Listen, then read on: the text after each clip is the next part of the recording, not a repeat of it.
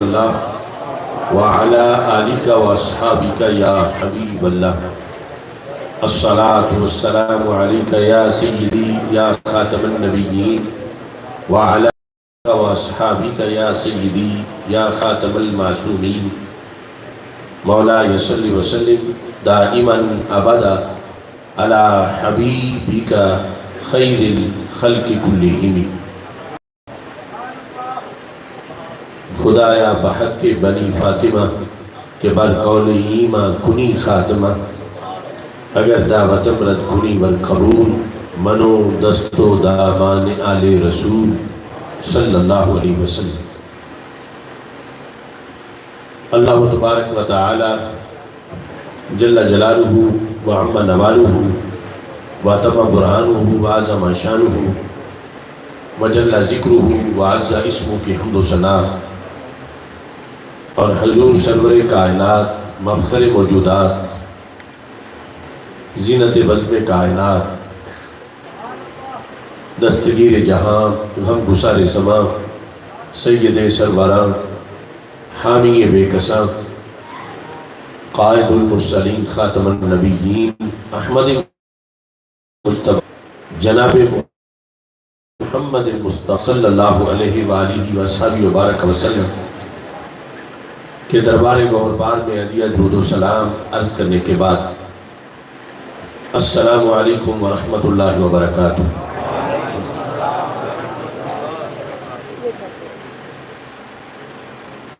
رب ذوالجلال کے فضل اور توفیق سے شیخ پورہ کی سرزمین پر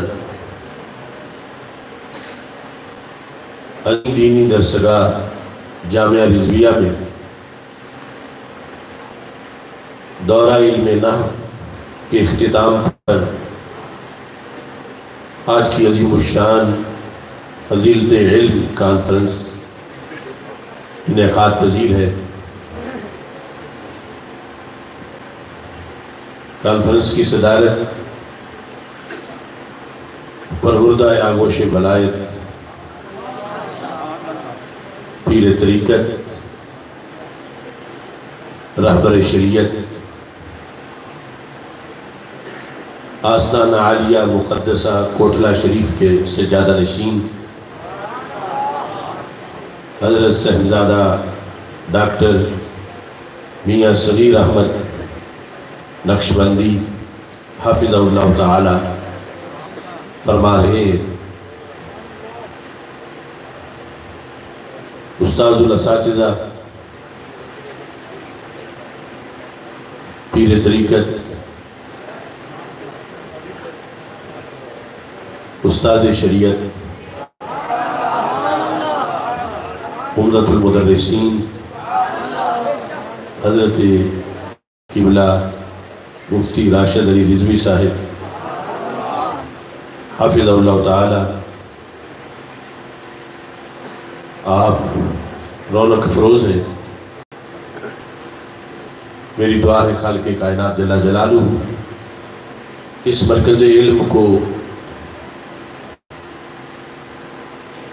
مزید رونقیں عطا فرمائے اور جتنے طلباء نے اس دورہ علم نحو میں حصہ لیا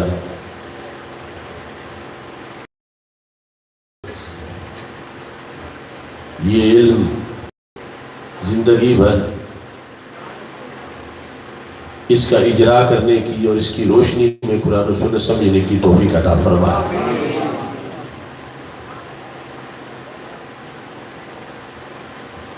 فضیلت علم کانفرنس کے لحاظ سے چند ضروری باتیں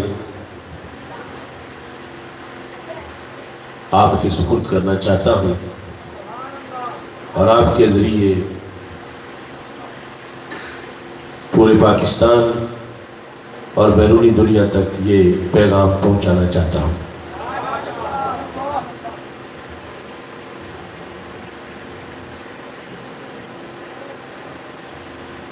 قرآن و سنت کا پڑھنا پڑھانا تدارس درس و تدریس، تعلیم و تعلم،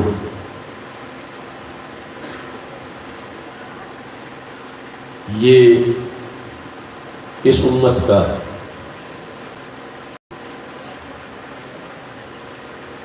انتہائی اہم شعبہ ہے۔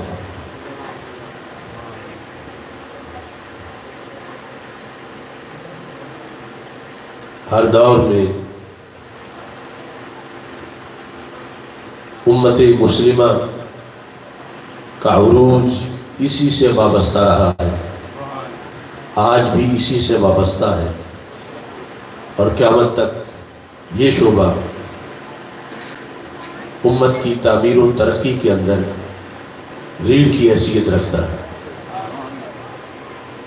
یہ علیحدہ بات ہے کہ ابنائے زمان اور اہل دنیا کو اس چیز کا احساس ہو یا نہ ہو، لیکن جو حقیقت ہے وہ حقیقت ہے، اور یہاں پہ فرض ہے کہ ہم اس حقیقت کو دنیا پر آشکار کریں۔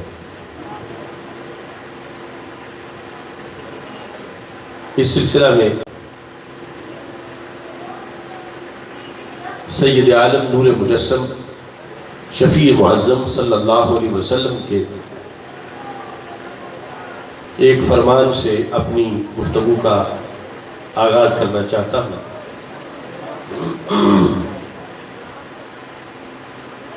طبرانی نے معجم کبیر میں اس حدیث کو روایت کیا ہے، جلد نمبر 8 صفحہ نمبر 129 سے حدیث نمبر 7590 ہے۔ حضرت ابو امامہ رضی اللہ تعالیٰ عنہ اس حدیث کے راوی ہیں۔ یہ سب طلباء کے لیے، علماء کے لیے، طلباء کے والدین کے لیے اور امت مسلمہ کے جتنے بھی اصحاب خیر ہیں، ہر شعبے کے لیے یہ حدیث مینار نور ہے، اور اسے آگے ہر طرف پہنچانا ہم سب کی مشترکہ ذمہ داری ہے۔ رسول اکرم صلی اللہ علیہ وسلم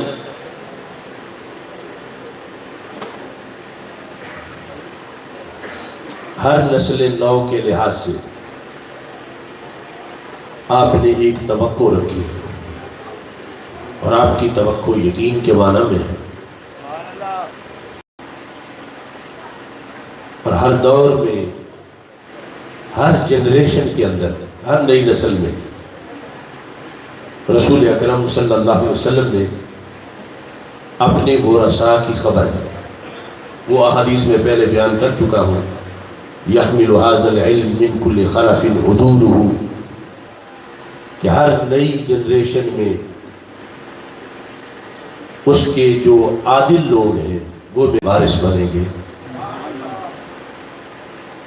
ینفونان و تحریف الغالین وانتحال المبتلین و تاویل الجاہلین، جو پڑھ کے ہر فتنے کا مقابلہ کریں۔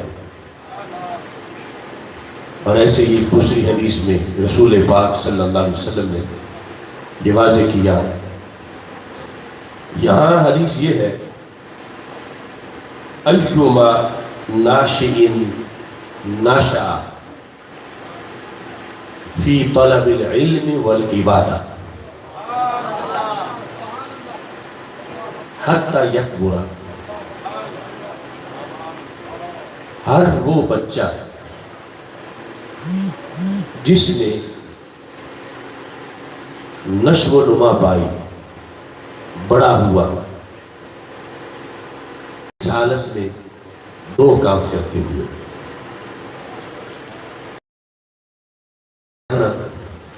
اور دوسرا اللہ کی عبادت۔ ہر نوخیز جس نے اپنی نوخیزی، اپنا بچپن، اپنی ابھرتی جوانی ان دو کاموں میں گزاری، فی طلب العلم والعبادہ، علم کی طلب اور عبادت کے اندر، کبھی ایسا ہوتا ہے کہ عبادت کا تو شوق ہوتا ہے، علم کا شوق نہیں ہوتا، اور کبھی ایسا ہوتا ہے علم کا شوق تو ہوتا ہے، عبادت کا شوق نہیں ہوتا۔ اور اگر یہ دونوں شوق ہوں تو یہ نور علی نور ہے۔ میرے شیخ کامل حافظ الحدیث حضرت پیر سید محمد جلال الدین شاہ صاحب رحمت اللہ علیہ، آپ کا یہ بڑا مشہور ملفوظ ہے کہ طالب علم جو ہے اس کی شان یہ ہے کہ وہ صرف سبق پڑھتا ہی نہیں بلکہ اس کا تکرار کرتا رہتا ہے، اور صرف فرائض ہی نہیں ادا کرتا بلکہ مستحبات کا بھی پابند ہوتا ہے، یعنی پڑھنے میں تکرار اور اس کے ساتھ عبادت میں مستحبات تک کی پابندی۔ تو یہاں سرکار فرماتے ہیں حتیٰ یک برا، اسی میں یہ بالغ ہو گیا۔ چھوٹے چھوٹے تھے پڑھائی شروع کی، حفظ کیا، پھر صرف و نحو کو پڑھا، ساتھ عبادت بھی کرتے رہے۔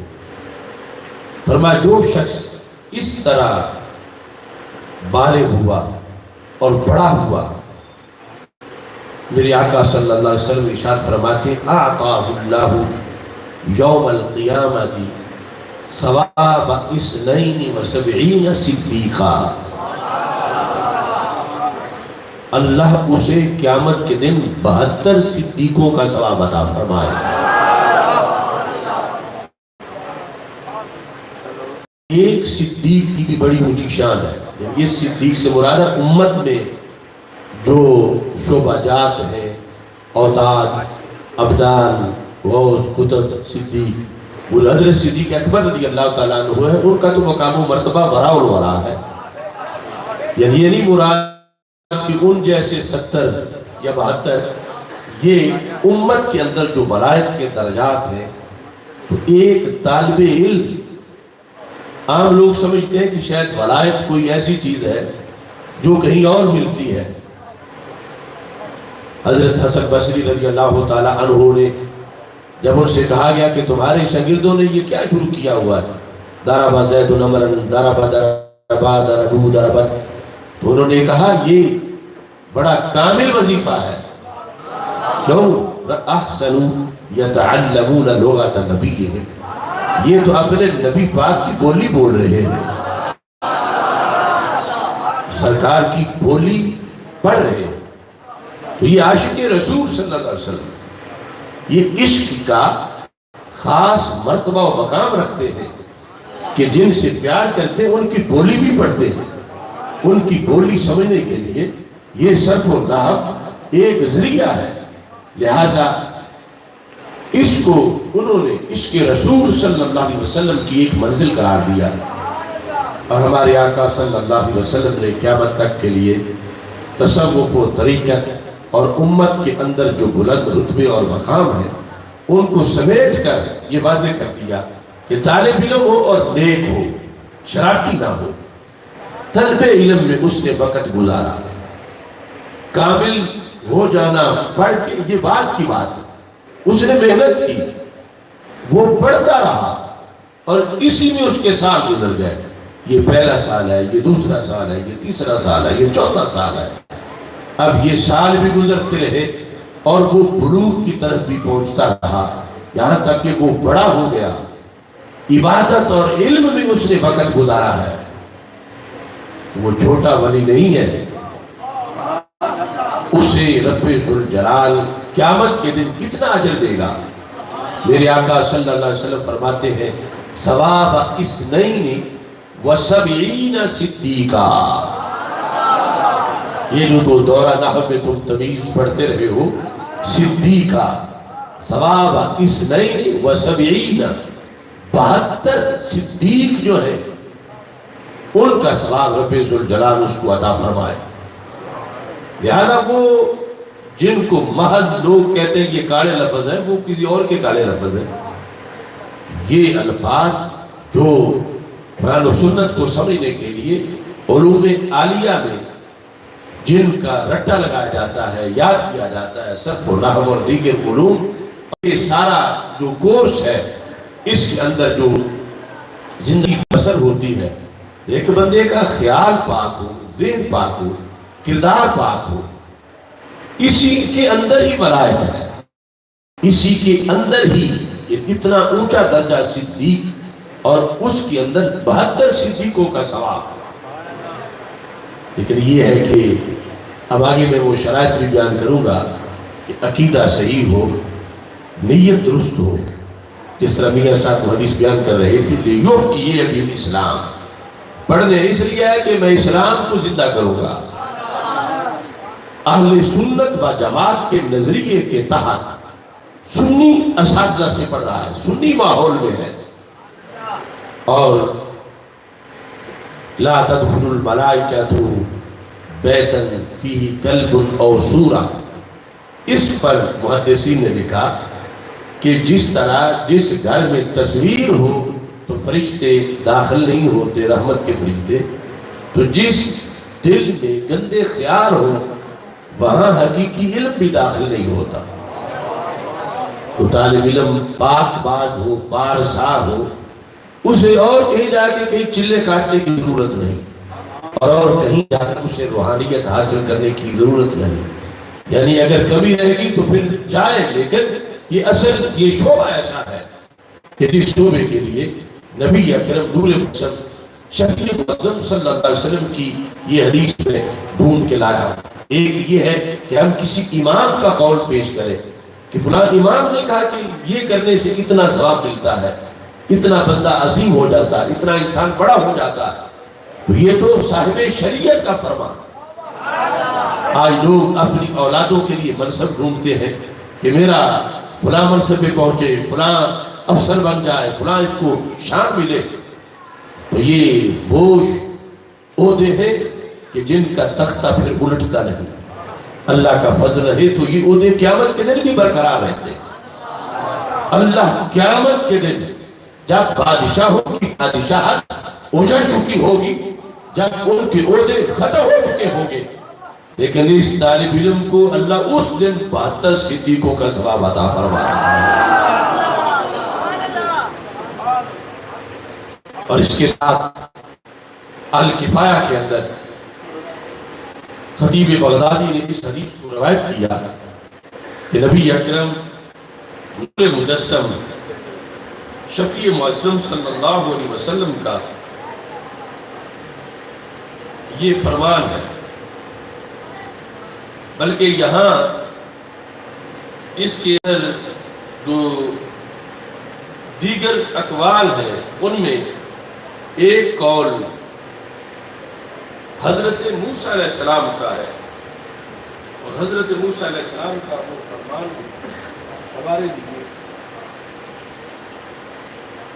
ایک سبق کی حیثیت رکھتا ہے۔ اس کے اندر بھی حضرت کعب سے یہ روایت، کعب احبار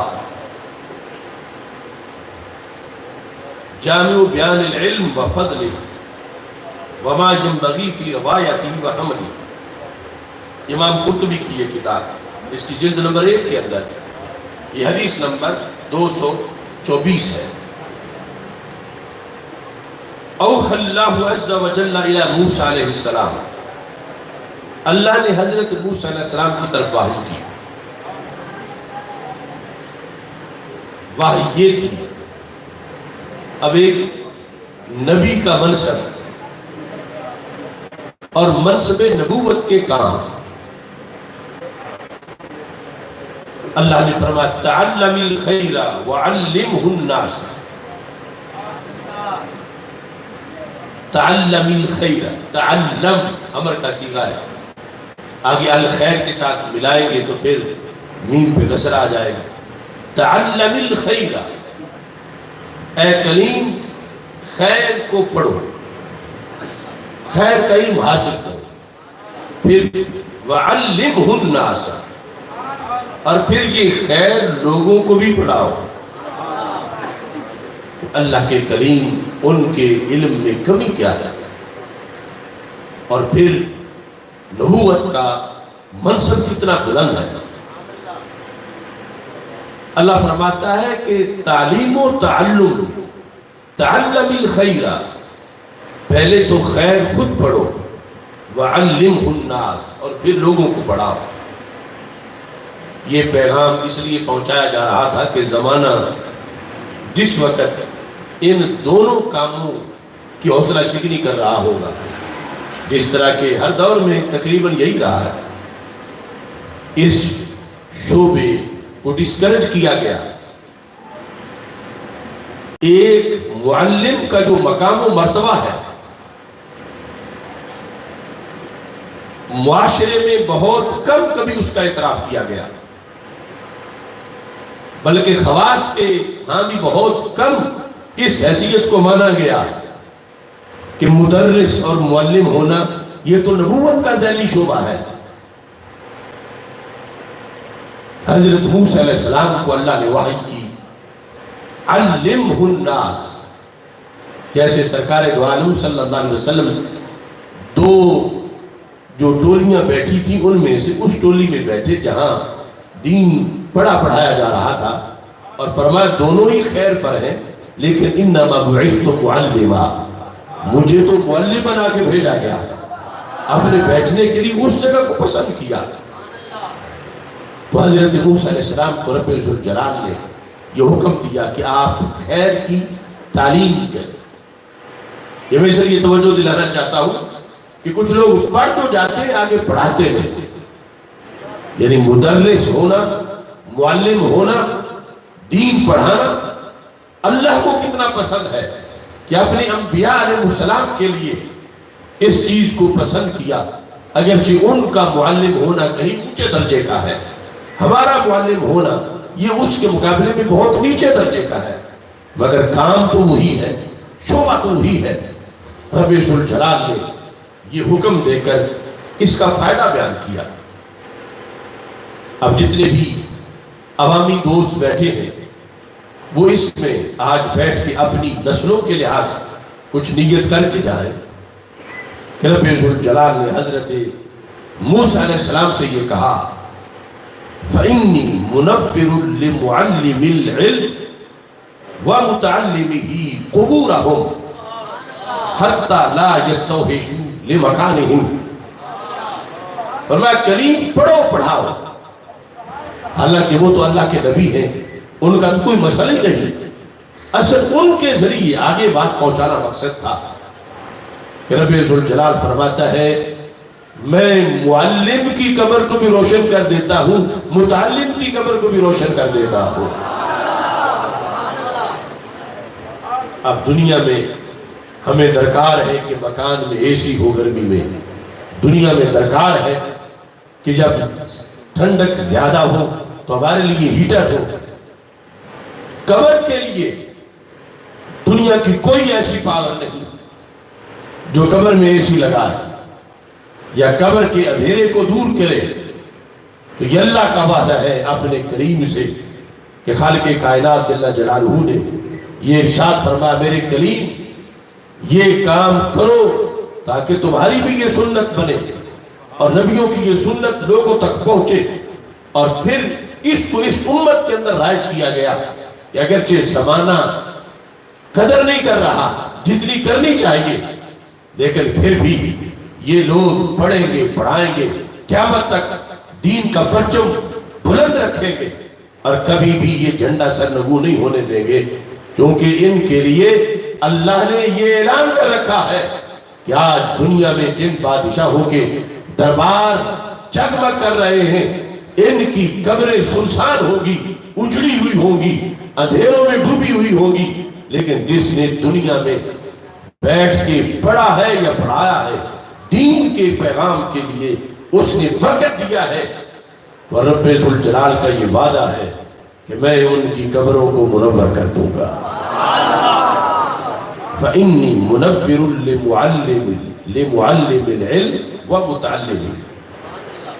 یہ دونوں آپس میں پارٹنر ہیں، العالم والمتعلم شریکان فی الاجر۔ عالم اور متعلم ثواب میں پارٹنر ہے. طالب علم نکلتا ہے گھر سے کہ مجھے کوئی استاد مل جائے، کاش کہ مجھے کوئی استاد مل جائے. اب جیسے یہاں خیبر پختونخوا سے، سندھ سے، بلوچستان سے، دور دراز علاقوں سے، کشمیر سے، اب ان کی یہ تلاش ہے، استاد کا یہ مقام ہے کہ لوگ اس کی طلب میں نکلتے ہیں.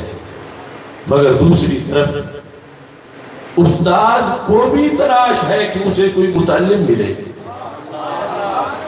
کیونکہ دونوں ملیں گے تو اجر کا سلسلہ شروع ہو جائے گا. العالم والمتعلم شریکان فی الاجر. اب مدرس تب ہے جب کوئی پڑھنے والا ہے، متعلم تب ہے جب کوئی پڑھانے والا ہے. اب یہ دونوں کے لحاظ سے یہاں اس حدیث کے اندر بھی یہ جو پیغام رب ذوالجلال حضرت کعب رضی اللہ تعالیٰ عنہ نے بیان کیا، اس کے اندر بھی اس چیز کو واضح کیا گیا کہ جیسے معلم کی قبر روشن ہوگی ایسے ہی متعلم کی قبر بھی روشن ہوگی. اور خالق کائنات جل جلالہ یعنی دنیا میں بھی ان کو بے آسرا نہیں چھوڑے گا، دنیا میں بھی اور قبر میں جہاں کوئی نہیں پہنچتا وہاں ان کے لیے اجالا. قرآن مجید برہان رشید نے،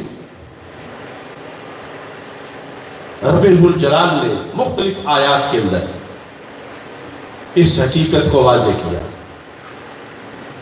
کتنی آیات ہیں کہ جس وقت ہم ان کے اصول کو دیکھتے ہیں، ایک ایک مقام پر اس عمل کی جو تعلیم و تعلم کا عمل ہے خالق کائنات جل جلالہ نے تاکید کی.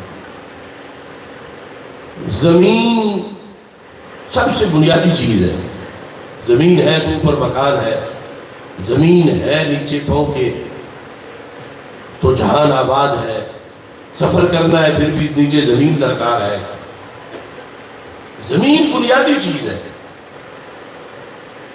اولم یروا انا نأتی الارض ننقصها من اطرافها. اللہ فرماتا ہے کیا وہ نہیں دیکھتے کہ ہم زمین کو طرفوں سے کم کرتے آ رہے ہیں. ننقصها من اطرافها، جو زمین کی اطراف ہیں ہم اس کو تھوڑا کرتے آ رہے ہیں، یا تھوڑا کرتے ہیں زمانے میں. یہ ہماری سنت ہے، یہ ہمارا طریقہ ہے. زمین کٹ جاتی ہے، زمین تھوڑی ہو جاتی ہے. زمین پہلے زیادہ تھی پھر سمٹتی ہے. ننقصها من اطرافها. اب یہ لفظ بالکل آسان سے ہم اس کو تھوڑا کرتے ہیں اطراف سے. تو اگر ہم دیکھیں تو جہاں تک زمین ہے، جہاں شمال تھا وہیں شمال ہے، جہاں جنوب تھا وہیں جنوب ہے. مشرق مغرب کی یہ نہیں کہ 10,000 کلومیٹر زمین کہیں اچانک کٹ گئی ہے. یعنی ہمارے دیکھے ہوئے جہان کے اندر مثلا پاکستان کی جتنی زمین تھی ظاہری طور پر وہ اس پاکستان کی وہ ہمیں نظر آتی ہے. تو پھر یہ آیت کیا کہتی ہے؟ اولم یروا، اس میں جھنجھوڑا بھی گیا. کیا وہ دیکھتے نہیں تھے؟ انا نأتی الارض ننقصها من اطرافها. ہم زمین کو کاٹ دیتے ہیں، چھوٹا کر رہے ہیں اطراف سے. زمین تھوڑی تھوڑی بناتے جا رہے ہیں. اس آیت کے تحت جو تفسیر معصور ہے اس میں یہ لکھا گیا کہ یہ کیا ہے نقص ارض. زمین کیسے کٹ جاتی ہے؟ کہتے ہیں ذہاب فقہائها وخیارها. جب زمین سے کوئی عالم دین اٹھ جائے، فقیہ، یہ ہے زمین کا کٹ جانا. کوئی چھوٹا حادثہ نہیں. زمین ہی پاؤں تلے نہ ہو تو پھر ہوگا کیا؟ لوگ سمجھتے نہیں اور جب جانا کسی عالم کا زمین کا کٹ جانا ہے تو نئے عالم کا بننا پھر زمین میں اضافہ بھی ہے.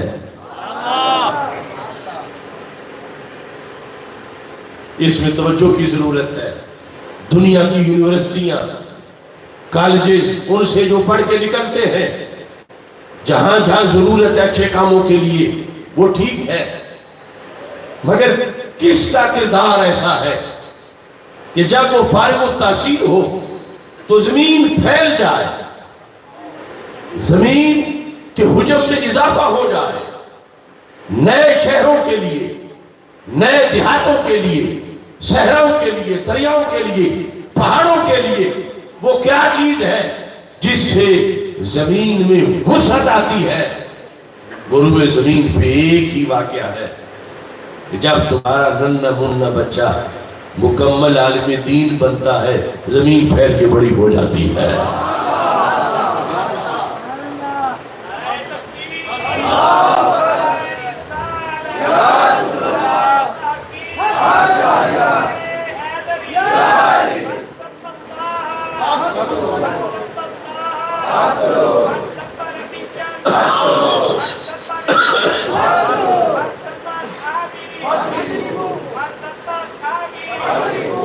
اب دیکھیے باقی ساری باتیں تو زمین کے اوپر کہ پڑھ گئے ہیں تو اب ٹیکسٹائل ہے، پڑھ گئے ہیں تو انجینئر ہے، پڑھ گئے ہیں تو یہ ہے وہ ہے. دنیا کی کسی یونیورسٹی کے سارے فارغ التحصیل ان کے کسی کانوکیشن میں زمین میں ایک چپے کا اضافہ نہیں کر سکتے، لیکن جامعہ رضویہ جیسے مدارس میں پڑھنے والے جب پڑھ کے نکلتے ہیں تو زمین کے اندر کروڑوں میل کا اضافہ ہو جاتا ہے.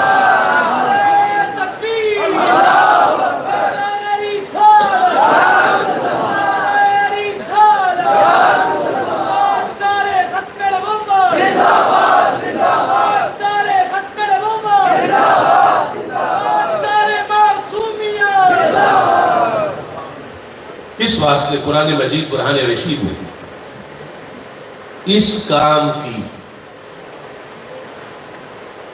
حوصلہ افزائی کی گئی اور نبیوں کے ذریعے سے اس کی وضاحت کی گئی.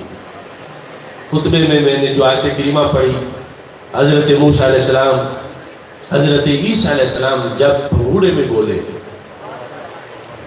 تو آپ نے کہا وَجَعَلَنِي مُبَارَكًا أَيْنَمَا كُنْتُ، رب نے مجھے مبارک بنایا. جہاں عبداللہ ہونے کا اعلان کر رہے تھے، اپنی نبوت کا اعلان کر رہے تھے، وہاں یہ کہ اللہ نے مجھے مبارک بنایا ہے. یہ جو لفظ مبارک ہے اس میں مفعول، اس کا مطلب آپ دیکھیں بخاری شریف میں ایک پیغمبر اپنے بنیادی منصب ذکر کرتے ہوئے جس چیز کی وضاحت کرتا ہے وَجَعَلَنِي مُبَارَكَ اے معلم الخیر، رب نے مجھے مبارک بنایا ہے، میں عام نہیں ہوں، میں مبارک ہوں. کیوں؟ میں حق کا مدرس ہوں، میں خیر کا معلم ہوں، میں خیر کی تعلیم دینے والا ہوں. اور دوسری طرف خالق کائنات جل جلالہ اس چیز کو واضح کرتا ہے قرآن مجید قرآن رشید کے اندر کہ جس میں جب حضرت ابراہیم علیہ السلام کا تذکرہ ہوتا ان ابراہیم کان امہ، ابراہیم تو امت ہے. کہ آپ نے یہ کلی جزئی کے سبق پڑھے ہوں گے. ابراہیم جزئی حقیقی ہے، ایک بندے کا نام ہے، اور امت کلی ہے، اور کلی کا جزئی پہ حمل نہیں ہوتا اور جزئی کا کلی پہ حمل نہیں ہوتا. یعنی زید الکاتب تو کہہ سکتے ہو مگر زید الکاتبون نہیں کہہ سکتے، زید العالم تو کہہ سکتے ہو مگر زید العالمون نہیں کہہ سکتے. زید فرد تو کہہ سکتے ہو مگر زید جماعت نہیں کہہ سکتے. اور ادھر اللہ فرماتا ہے ابراہیم تو یہاں بھی بخاری شریف میں اس کی وضاحت کی گئی کہ یہ جو ان پر امت کا اطلاق کیا جا رہا ہے وہ اس بیس پر ہے کہ اگرچہ ویسے تو وہ جزئی حقیقی ایک ہے مگر تبلیغ سے ایک نہیں رہیں گے. ویسے تو ایک ہیں مگر جب تعلیم دیں گے تو ایک نہیں رہیں گے. ویسے تو ایک ہیں مگر جس وقت آگے تدریس کریں گے تو ایک نہیں رہیں گے. یہ وجہ ہے کہ مدرس اگر مدرس ہو تو وہ مدرس اپنی ذات میں ہی جماعت بن جاتا ہے. معلم مبلغ وہ تنہا نہیں رہتا, وہ اکیلا نہیں رہتا, وہ جس وصف سے متصف ہے مایونوں میں وہ وصف اس کو پوری جماعت میں بدلنے والا ہے. اس واسطے ادھر نبوت کے اس میرٹ پر رب ذوالجلال نے یہ حکم دیا, اس انداز میں اس کو بیان کیا. اور پھر خالق کائنات جل جلالہ نے قرآن مجید قرآن رشید میں کہا کونوا ربانیین, ربانی بن جاؤ. اب یہ پڑھ کے پھر آگے آپ کا سبق دیا زندگی بھر کا. تو ابھی معلم کی بات ہو رہی ہے, کونوا ربانیین, ربانی بن جاؤ. بخاری شریف میں کتاب التفسیر کے اندر اس کی حقیقت کو بھی بیان کیا گیا. ربانی بن جانے کا مطلب کیا ہے, کس چیز کا حکم دیا جا رہا ہے کہ ربانی بن جاؤ. ایک تفسیر یہ ہے رب والے بن جاؤ, ربانی رب والا. اور دوسری تفسیر میں ربانی کی نسبت تربیت کی طرف ہے. اب یہ جو کبھی دورہ میراث ہے, کبھی دورہ صرف ہے, کبھی دورہ نحو ہے, یا درس نظامی کے جو پہلے سال ہے, یا جو چھوٹے چھوٹے کورسز ہیں, یا چھوٹے چھوٹے جو سبق ہیں, یہ اس کی طرف اشارہ ہے. ربانی وہ ہے دوسری تفسیر کے مطابق جو بڑے اسباق سے پہلے چھوٹے چھوٹے سبق پڑھا کے لوگوں کو تیار کریں. کونوا ربانیین, ربانی بن جاؤ. الذی یربی الناس بصغار العلم قبل کبارہ. ایک یہ بھی آج مقصد جو کوئی کہتا ہے میں پہلے دن ہی آؤں گا میں دورہ حدیث پڑھوں گا, یا کچھ اس طرح کا مزاج ہے, تو وہ ربانی ہونے کے خلاف ہے. ربانی یہ سسٹم ہے جس سے آپ لوگ گزر رہے ہیں, یہ پڑھانے والے ربانی ہیں. یہ سلسلہ آگے ربانی علماء کا ہے. بخاری شریف میں ہے, امام بخاری کہتے ہیں الربانی الذی, ربانی وہ ہے یربی الناس بصغار العلم قبل کبارہ, جو کبار علم سے پہلے صغار علم کی لوگوں کو ٹریننگ دیتا ہے.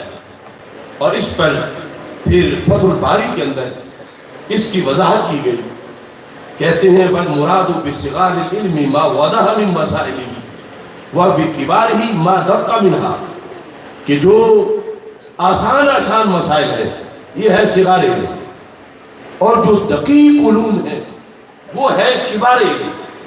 وقیلا یعلمہم جزئیات قبل کلیات, کہ ربانی وہ ہے جو کلیات سے پہلے جزئیات پڑھا ہے. اور بعض نے کہا فروعہ قبل اصولہ, جو اصول سے پہلے فروع پڑھا ہے. اور بعض نے کہا او مقدمات ہی قبل مقاصد ہی, جو مقاصد سے پہلے مقدمات پڑھا ہے. تو یہ جو سلسلہ جس سے آپ لوگ گزر رہے ہیں, جو طلباء ایک دورہ کر کے فارغ ہوئے گے۔ اس طرح کے جہاں جہاں بھی دورے کرائے جاتے ہیں، یہ سارا سلسلہ قرآن مجید برہان رشید کے کونوا ربانیین اس کا ایک عکس ہے، اس پر عمل کیا جا رہا ہے۔ اور عام لوگوں کے لحاظ سے مثلا رمضان المبارک آ رہا ہے، جو امام خطیب لوگوں کو درس دے، ان کو نماز کا طریقہ بتائیں، نماز کے مسائل بتائیں، اور بڑی بڑی باتوں سے پہلے ان کو عام وضو اور غسل کے طریقے کے مطابق ان کی تربیت کرے، تو یہ سارا سلسلہ ہے کہ جس کے بارے میں کونو کا اللہ کا حکم ہے، کن اس سے ہے کونو، اور رب کا آرڈر ہے کہ ربانی بن جاؤ۔ تو یہ فضیلت علم کانفرنس میں جو آیا ہے وہ اس کی ہر جہت کو پیش نظر رکھے کہ ہمیں ہمارے رب کا آرڈر ہے، اللہ کا حکم ہے، اللہ نے یہ لازم کیا ہے، اور اس کے پیش نظر ہم نے اپنی زندگی اس کے مطابق ڈھالنی ہے اور اس کے لحاظ سے زندگی کو بسر کرنا ہے۔ یہاں ایک بات یہ بھی ہے، لوگ سمجھتے ہیں مثلا راشد صاحب یہاں بیٹھے ہوتے ہیں، چھوٹے چھوٹے بچے، کوئی ادھر بیٹھا ہے کوئی ادھر بیٹھا ہے، پڑھ رہے ہیں، تکرار کر رہے ہیں، اور کسی کا یہ ذوق ہے کہ یہ چھوٹے چھوٹے بچے یہ کیا کرتے ہیں، بڑے اعلیٰ قسم کے، بڑی عمر کے، خاص شکائل کے لوگ ہونے چاہیے، وہ بیٹھے ہوئے ہوں، یہ آپ کے شایان شان نہیں، بس چھوٹے چھوٹے بچوں کو لے کے بیٹھے رہتے ہو۔ اس طرح کی بھی ایک سوچ ہے، اس طرح کا بھی ایک بیانیہ ہے، لیکن قربان جائے اس سلسلہ پر بھی جب ہم اپنے اکابر کا طریق دیکھتے ہیں، الکفایہ کے اندر خطیب بغدادی جو ہے انہوں نے یہ تابعین سے اس چیز کو بیان کیا، تابعین کے اقوال کے لحاظ سے، کہ حضرت امام اعمش جو کہ تابعی تھے، سلیمان اعمش، وہ بیٹھے تھے، جس طرح پہلے میں نے حسن بصری کے لحاظ سے آپ کو بتایا، امام اعمش تابعی ہیں، بہت بڑے محدث ہیں، آپ بیٹھے تھے اور ارد گرد ٹولیاں تھیں چھوٹے چھوٹے بچوں کی، اور وہ بچے کھیل کود میں نہیں تھے بلکہ دین کے علم میں مصروف تھے۔ وہاں کسی نے کہا امام اعمش کو، ہؤلاء الغلمان حولک، آپ اتنے بڑے امام ہیں، اتنی بڑی شخصیت ہے، اور یہ چھوٹے چھوٹے بچے آپ کے پاس ہیں، یعنی ان سے تمہاری کوئی شخصیت نکل کے سامنے نہیں آ رہی، یہ کیا کریں گے چھوٹے چھوٹے بچے جن کو آپ نے سبق میں مصروف کیا ہوا ہے؟ آپ نے اس کو جواب دے کر اس کو چپ کر جاؤ، یعنی آگے مت بولو، تم کسی غلط جانب جا رہے ہو۔ ہؤلاء یحفظون علیک امر دینک، یہ وہ ہے جو تیرے دین کی حفاظت کر رہے ہیں۔ یعنی جو چھوٹے بچے جو ابتدائی سبق پڑھ رہے ہیں، اور غلمان تو بالکل کہہ رہے ہیں، غلام کی جمع، یہ چھوٹے چھوٹے بچے، فرمایا یہ بڑا بنیادی کام کر رہے ہیں۔ کون سا کام؟ کہتے ہیں یحفظون علیک امر دینک، تم جو بڑی عمر کے ہو مگر اس شعبے میں نہیں، تمہارے دین کے محافظ یہ لوگ ہیں، یہ بچے تیار ہوں گے تو تمہارے دین کی حفاظت ہوگی، یہ تمہارے دین کے محافظ ہیں اور تمہارے دین کی حفاظت کر رہے ہیں۔ اب یہ سارا سلسلہ جو ہے اس کے اندر اعتقاد کا درست ہونا یہ نہایت ضروری ہے۔ صرف کے امام بن جاؤ، نحو کے امام بن جاؤ، منطق فلسفہ کے امام بن جاؤ، سارے علوم میں، یعنی جو بڑا مشکل کام ہے، تو چھوٹا سا کام تو نہیں صرف میں امام بننا۔ یہ کیا ہوگا کہ تم ایک تلوار بن گئے ہو. اتنی صلاحیت تھی کہ پہلے تم مٹی کے پتلے تھے، اب ایک تلوار بن گئے ہو. مگر اگر سورہ کلیت ہوئی تو کوئی بھی اس تلوار کی مٹھی پہ ہاتھ رکھ سکتا ہے. تو پھر فائدہ کس کو ہوا؟ تلوار یقیناً تلوار ہے، تلوار بنانے والے کا بہت بڑا کردار ہے، تلوار کا اپنا بہت بڑا کردار ہے. مگر تلوار تو جس کی مٹھی پہ ہے اس کی وفادار ہے، اور سامنے جو آئے گا اس پہ حملہ کرے گی. اگر آج مسلک تمہارا مضبوط نہ ہوا، عقیدہ مضبوط نہ ہوا، تو پھر تلوار تو بائی سیل ہے، تلوار کرائے کے لیے ہے. تلوار کو کوئی بھی چلا سکتا ہے، تلوار خود تمہارے خلاف بھی جا سکتی ہے. اس لیے ضروری ہے کہ جہاں تلوار تیار ہو وہاں دستی پہ پہرا امام احمد رضا بریلوی کا ہو. تلوار تیار ہو تو اس کی دستی پہ پہرا مجدد الفیصانی کا ہو. تلوار تیار ہو تو پہرا وہ دادا گنج بخش اجمیری کا ہو، خواجہ اجمیری کا ہو. اس واسطے یہ چیز آج سے نہیں، شروع سے اس کو ہمیشہ پیش نظر رکھا گیا ہے کہ عقیدہ مضبوط ہو. اور عقیدے کے لحاظ سے یہ میرے پاس سر اعتقاد اہل سنہ والجماعہ امام لالکائی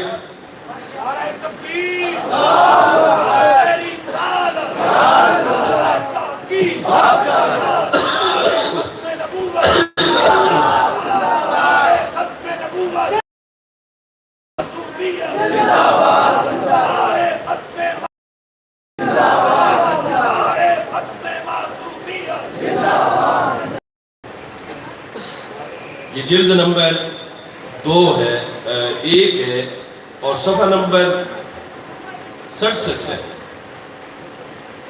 حضرت ایوب سختیانی راوی ہے. آپ فرماتے ہیں ان من سعادت الحدث والآجمی ان یوفقہم اللہ لعالم من اہل السنہ. آج کی بات نہیں،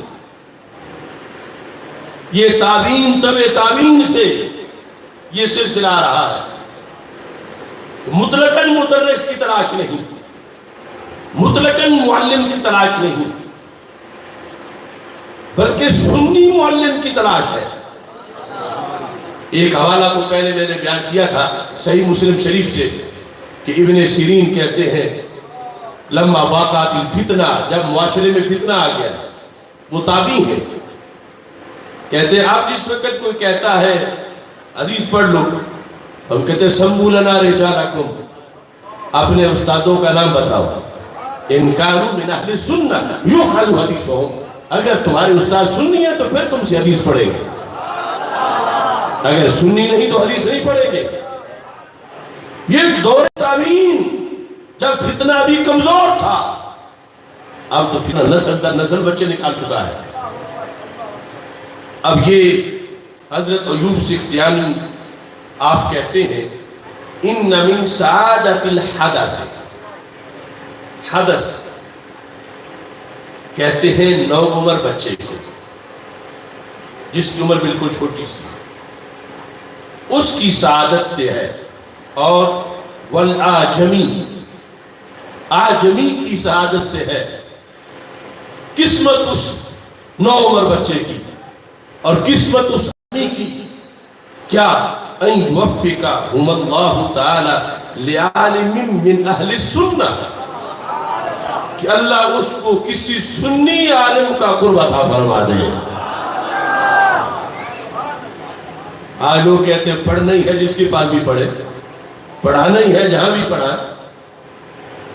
یہ وہ زمانہ امام مالک کا زمانہ، امام مالک رحمۃ اللہ علیہ کے اساتذہ کا زمانہ، حضرت ایوب سختیانی کا زمانہ، وہ اس عہد کے اندر کہتے ہیں مطلقاً پڑھنا درکار نہیں، سعادت تو یہ ہے کہ سنی مدرس مل جائے، پڑھانے والا جو اہل سنت میں سے ہو۔ اور اس کے اندر پھر الابانہ میں یہ چیز بھی بیان کی گئی، الابانہ کے اندر ابن بطال نے اس کو ذکر کیا ہے۔ آپ فرماتے ہیں اذا رأیت الشعب، ایک ایک بات آگے اس کی احیاء ضروری ہے۔ اذا رأیت الشعب اول ما ينشأ مع اہل السنت والجماعہ فارجو، کہتے ہیں کہ عمر بن قیس کہتے ہیں جب تم یہ دیکھو کہ بچہ نوعمر ہے، نوخیز ہے، نوجوان ہے، اور اس کا اٹھنا بیٹھنا سنیوں کے ساتھ ہے،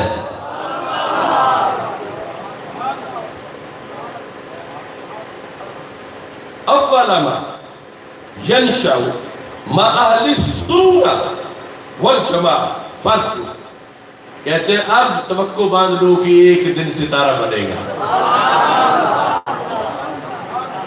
اگر اس کا اٹھنا بیٹھنا سنیوں کے ساتھ ہے۔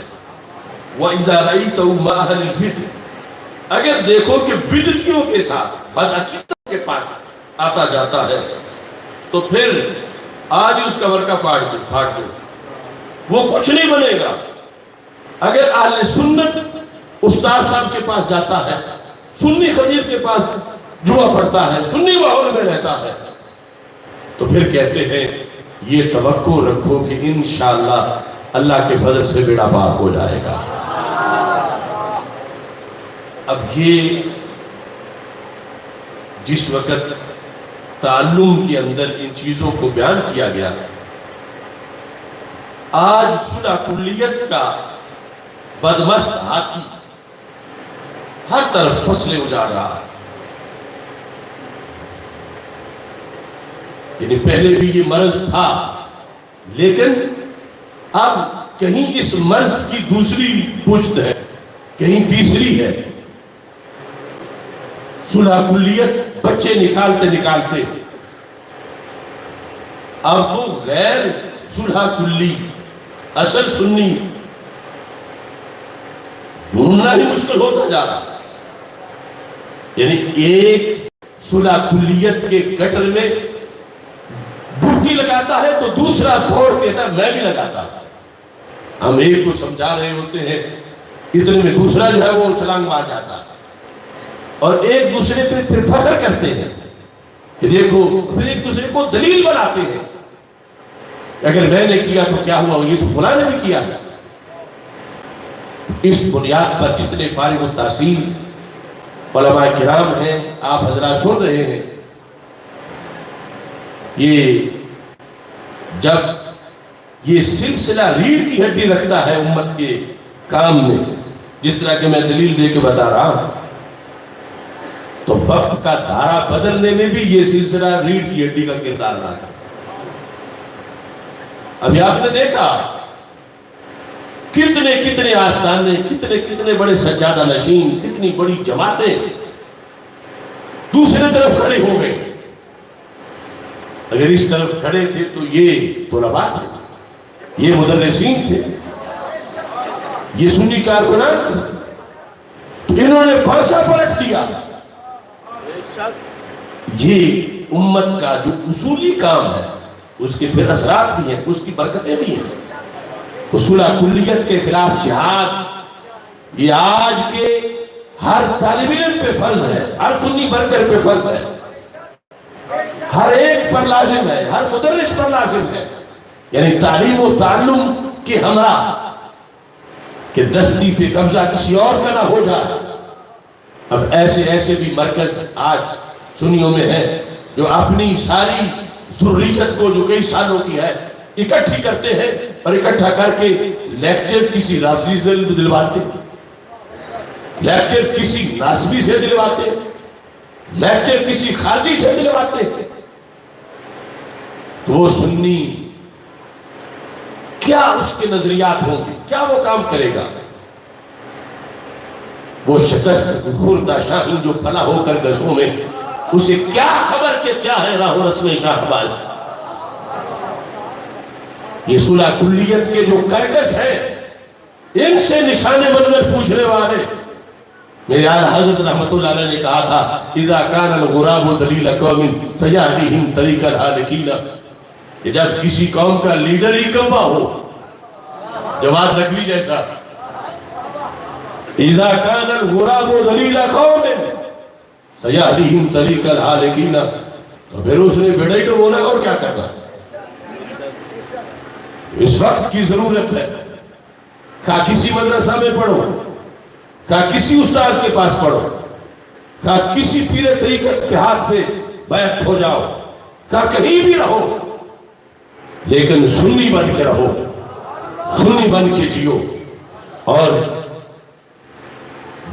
دودھ کو خطرہ ہے کہ اس میں کوئی چھینٹ نہ پڑ جائے، چھینٹ کو کیا خطرہ ہے؟ وہ تو پہلے ہی پلید ہے، وہ پیشاب یا شراب کی چھینٹ ہو، اس کوئی خطرہ نہیں۔ کوئی لوگ کہتے ہیں انہیں کچھ نہیں ہوتا تو ہمیں کچھ کیوں ہوگا؟ میں کہتا ہوں ذرا ڈیفرنس دیکھو، تم دودھ ہو، وہ موت اور پیشاب ہے۔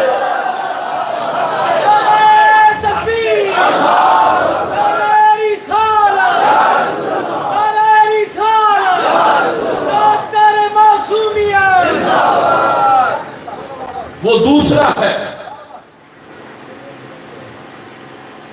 سنی کے لیے نہیں کہ کبھی کسی کی مجلس میں جا بیٹھے، کبھی کسی کے تبلیغ کے چلے میں جا بیٹھے، نہیں، دودھ دودھ ہے، دودھ کا دودھ ہونا اس کا تقاضا ہے کہ اس کو سنبھال کے رکھو۔ یہ اس کی کمزوری نہیں، یہ اس کا تقدس ہے، یہ اس کا کھڑا پن ہے، یہ اس کا حق ہونا ہے۔ اور جو ویسے ہی پلید ہو وہ تو جہاں بھی گرے اس کے لیے تو کوئی پابندی نہیں، وہ جدھر بھی جائے وہ جاتا پھرے، لیکن دودھ کو چاہیے کہ وہ اپنی جگہ پہ رہے، پھر اس کا زمانہ مختلف ہوگا۔ اور اگر یہ برابری کرے کہ پیشاب موج میں آزاد ہے تو میں بھی آزادی کروں، تو پھر تیرے دودھ ہونے کا کیا فائدہ؟ پھر تجھے دودھ کوئی نہیں مانے گا۔ اگر تم آزاد پیشاب پانی چاہتے ہو اور اگر دودھ ہونا اپنا اس پر ڈٹ جاؤ گے تو دنیا ادھر تھوکے گی اور تمہیں چومے گی کہ تمہارا دودھ ہونا تم نے دنیا پہ ثابت کر دیا ہے۔ یہ چیز بھی ہمارے لیے آج مشعل راہ ہے۔ حضرت امام احمد بن حنبل رحمت اللہ علیہ، آپ سے ایک حقیقت پوچھی گئی اور اس حقیقت کا تذکرہ بھی میں آپ کے سامنے سنا دیتا ہوں الکفایہ سے۔ میاں صاحب بولتے ہیں، تقریر کرتے ہیں، جرح و تعدیل کی وجہ سے کچھ لوگوں کی حقیقت کا پردہ اٹھانا پڑتا ہے۔ کچھ لوگ کہتے ہیں یہ دوسرے کیوں کی تقریریں کرتے ہیں، یہ اس طرح کی کیوں کرتے ہیں؟ یہ جارحانہ تقریر ہے۔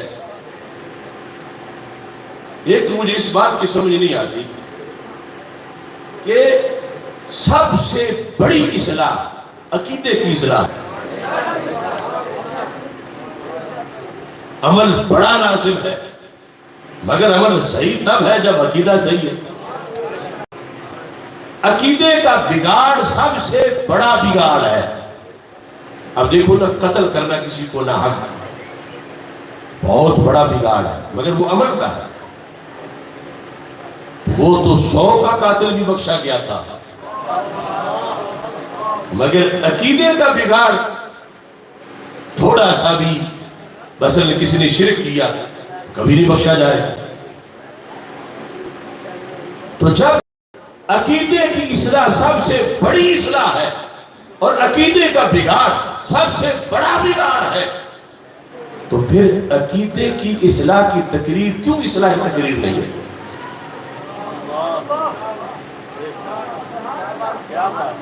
کہتے ہیں جی وہ اصلاحی سی تقریر کرو بس، کسی کو کچھ نہ کہو، عقیدہ بیان نہ کرو۔ نماز کی تقریر اصلاحی ہے سیکنڈ نمبر پہ، عقیدے کی تقریر اصلاحی ہے پہلے نمبر پہ۔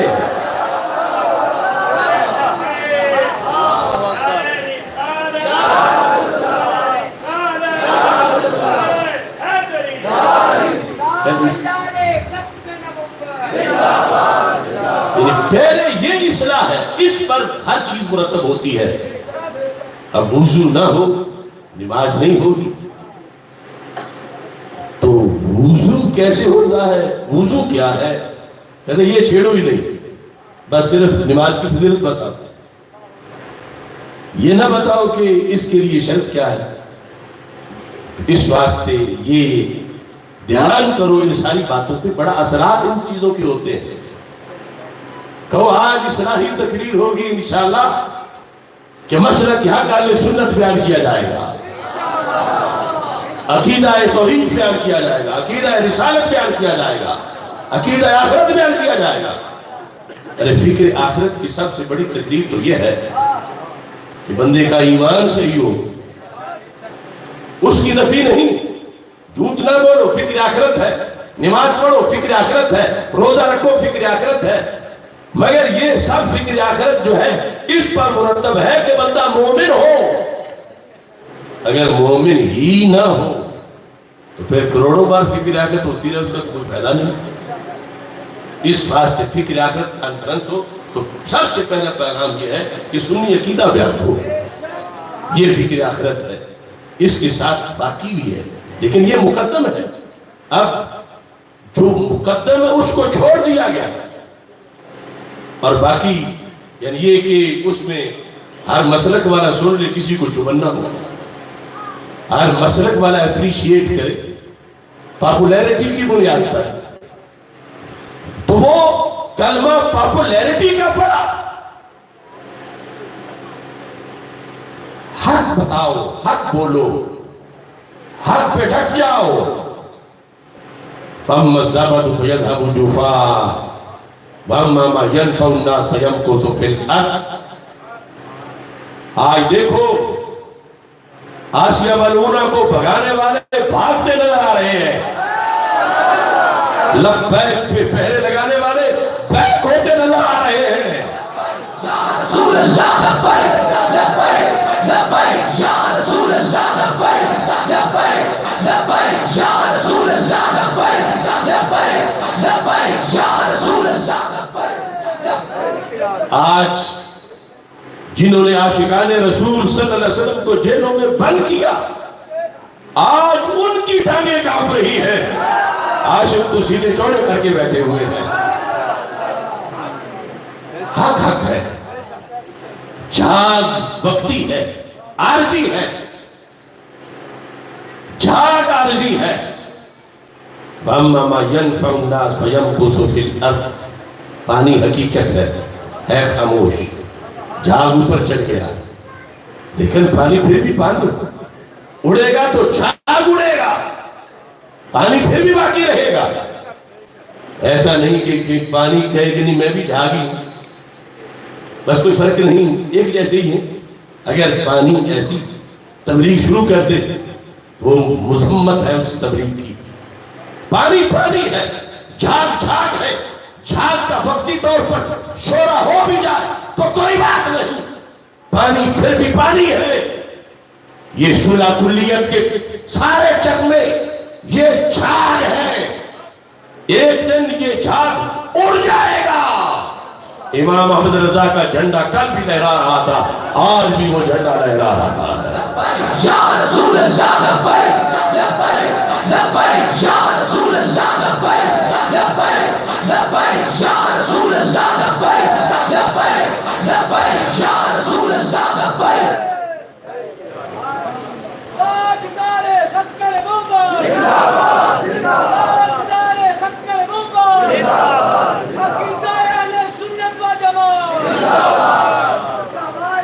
زندہ باد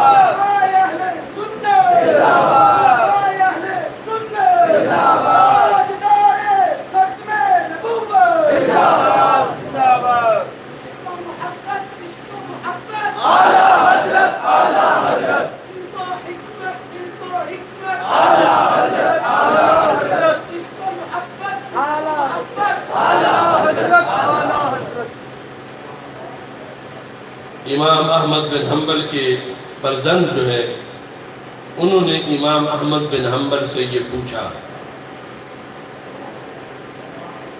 اور اس طرح اور بہت سے ائمہ کا یہ سوال ہے کہ امام احمد بن حنبل سے یہ کہا گیا ہم سے تو ایسا نہیں ہوتا کہ ہم کہیں چھوڑو جی اس کو، وہ تو بدعتی ہے، چھوڑو اس کو، وہ رافضی ہے، اتنی سختی ہم سے تو نہیں ہوتی۔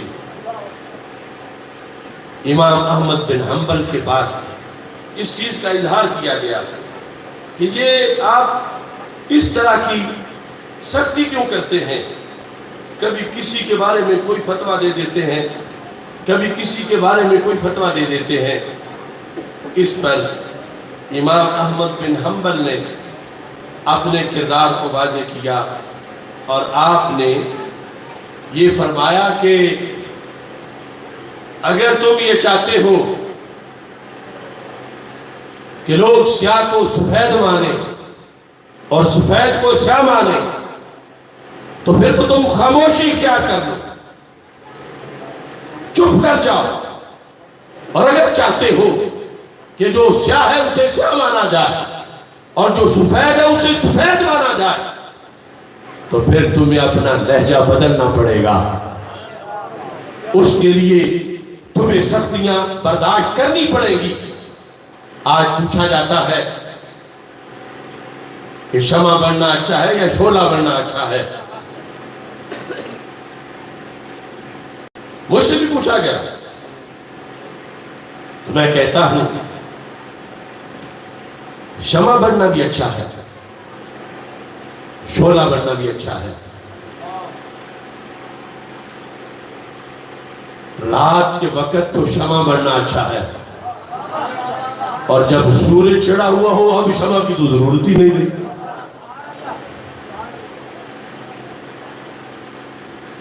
اقبال کہتے ہیں، یہ دعا پڑھتے ہو، نب پہ آتی ہے دعا بن کے تمنا میری، آگے کیا پڑھتے ہو؟ زندگی شمع کی صورت ہو خدایا دے۔ یہاں شمع بننے کی اقبال دعا کر رہا، لیکن دوسری طرف اقبال کہتا ہے وہی ہے صاحب امروز جس نے اپنی ہمت سے زمانے کے سمندر سے نکالا گوہر فردا۔ فرنگی شیشہ گر کے فن سے شیشہ ہو گیا پانی، میری اکسیر نے شیشے کو بخشی سختی خارا۔ وہ چنگاری خس و خاشاک میں کس طرح دب جائے جسے حق نے کیا ہو نیستہ کے واسطے پیدا۔ یہاں اقبال کہتا ہے میں تو شعلہ ہوں، نیستہ کہتا ہے یہ جو سروٹ ہوتے ہیں ان کو جلانے کے لیے جسے رب نے بنایا ہے، وہ چنگاری اگر دبی رہے تو پھر بادل کے سرکنڈے جلائے گی کیسے؟ شمع کی ضرورت ہے شمع کے وقت، شعلے کی ضرورت ہے بادل کو جلانے کی وقت۔ شمع کوئی چوری کر کے اس سے شمع کے ذریعے چوری کرنا شروع ہو جا، ایسی شمع کی ضرورت نہیں ہے۔ تو شمع اس نے تو چاند روشنی کرنی ہے، اور چوری لے کے دیکھ رہا ہے کہ کیا چیز روٹنی ہے، شمع کو اس نے ہاتھ میں پکڑا ہوا ہے۔ اب شمع ہونا مذموم ہو گیا ہے، شمع کی شان بڑی ہے، شمع کا وقار بڑا ہے، فیضان بڑا، لیکن وہ اس وقت جب اندھیرا ہو، دن کے وقت وہ کارگر نہیں، اور جب باطل اوپر چڑھ رہا ہو اب شعلے کی ضرورت ہے کہ جو اس کو جلا کے راکھ کرے۔ ہاں شعلہ بھی یہ ہے کہ وہ حق کی خرمن کو ہی نہ پڑ جائے، وہ باطل کو جلا کے راکھ کرے۔ اس بنیاد پر یہ صرف ادھوری سوچ ہے شمع تک رہنا۔ شمع بھی بنو، شعلہ بھی بنو، اور شمع اور شعلہ مل کر جب کردار ادا کرتے ہیں تو اقبال کہتا ہے رہے ہیں اور ہیں فرعون میری گھات میں اب تک، مگر کیا ہم کہ میری آستین میں ہے جلے بیضا۔ شعلہ بننے کی صورت میں خطرات بڑے ہیں، بہت زیادہ ہے۔ شمع کو وہ خطرہ نہیں، شمع کو خطرہ ہے تیز ہوا کا، مگر شعلہ بننے کی صورت میں رہے ہیں اور ہیں فرعون میری گھات میں اب تک، مگر کیا ہم کہ میری یاسین ہے گلے بیضا جو حق پر ہے۔ جتنے بھی فرعون آتے رہے انہوں نے بالآخر پسپا ہونا ہے، اور آسماں ہوگا سحر کے نور سے آئینہ پوش، پھر ظلمت رات۔ تھوڑی دیر واسطے اللہ نے تعالیٰ دسیا سے